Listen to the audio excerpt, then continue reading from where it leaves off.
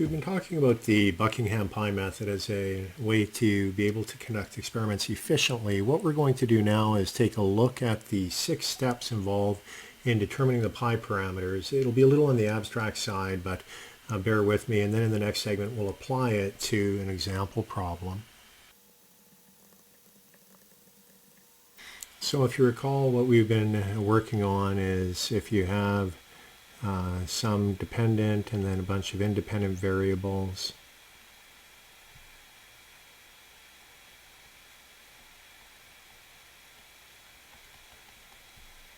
Up to Qn. What we're trying to do is recast this as a system with pi parameters, and pi are non-dimensional variables.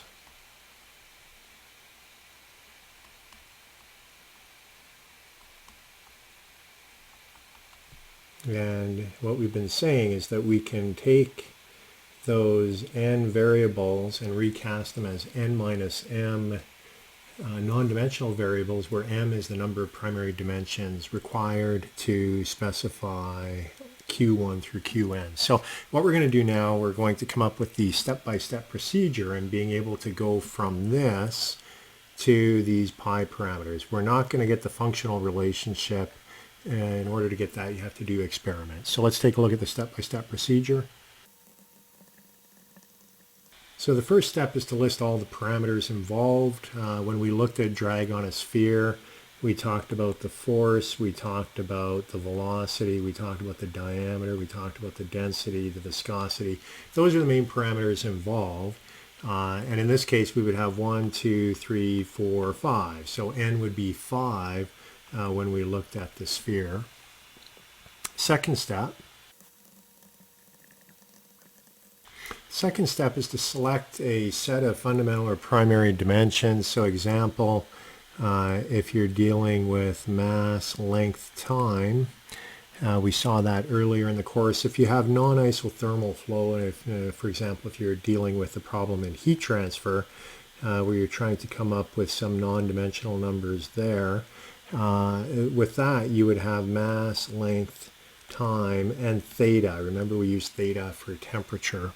So it all depends upon the nature of the problem, but typically in fluid mechanics for incompressible flow and non-isothermal flow, we're dealing with MLT, so mass, length, time. So that's the second thing. Third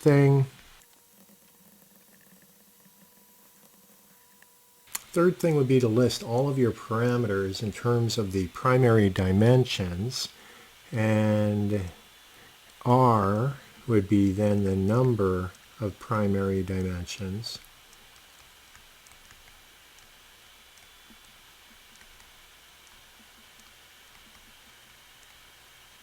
So that would be mass, length, time. Typically R is 3, but sometimes, like I said, it could be 4.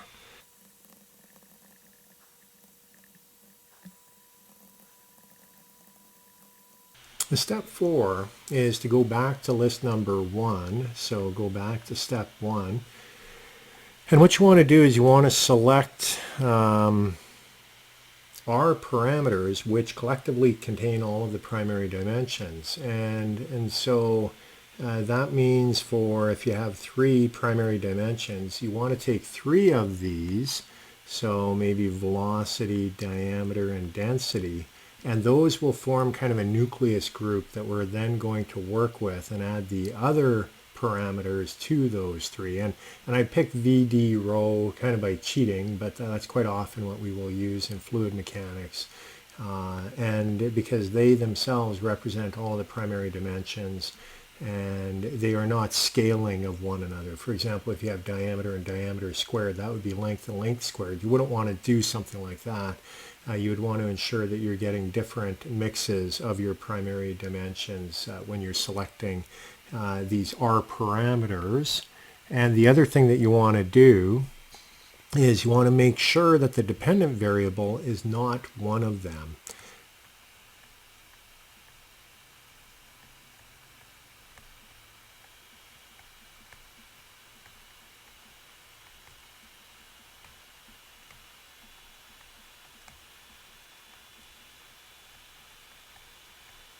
So what does that mean? If you're looking at using the example that we looked at earlier was the drag on a sphere, you would want to ensure that the force, that is the drag force, is not one of the three that you're using to come up with this R parameters for step 4. So you want to ensure that force is not going to be one of those because that is your dependent variable. You want that not to be included.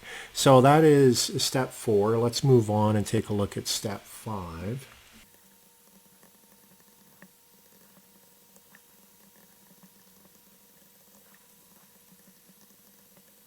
So step 4 is you want to set up dimensional equations. And from an earlier segment, you remember we talked about dimensional homogeneity. Essentially what we're going to be doing is setting the dimensions of our pi parameters equal to 0. And then we get a number of equations, a number of unknowns. And this, in all honesty, is probably the funnest part of Buckingham pi, because you get to solve these equations and then you get your exponents. And I'll show you in the example in the next segment what I'm talking about. But here, another thing that can sometimes be confusing, we had R being the primary dimensions, and then I have this M.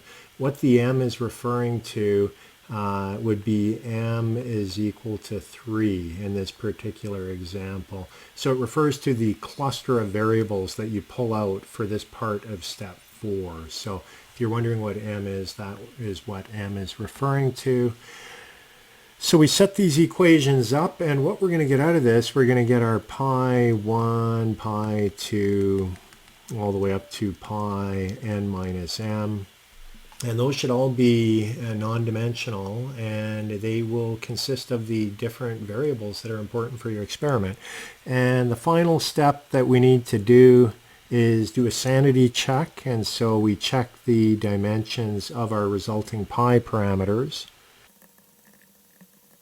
So if you've done your work correctly, this should happen automatically, but you always want to do a sanity check to make sure you didn't make a mistake somewhere. So that is the technique or the step-by-step procedure for the Buckingham pi analysis. What we're going to do in the next segments is we're going to work a couple of example problems where you get to see this in action, and it comes up with our pi parameters that you can then use to scale your experiments with. So that is the technique for Buckingham pi.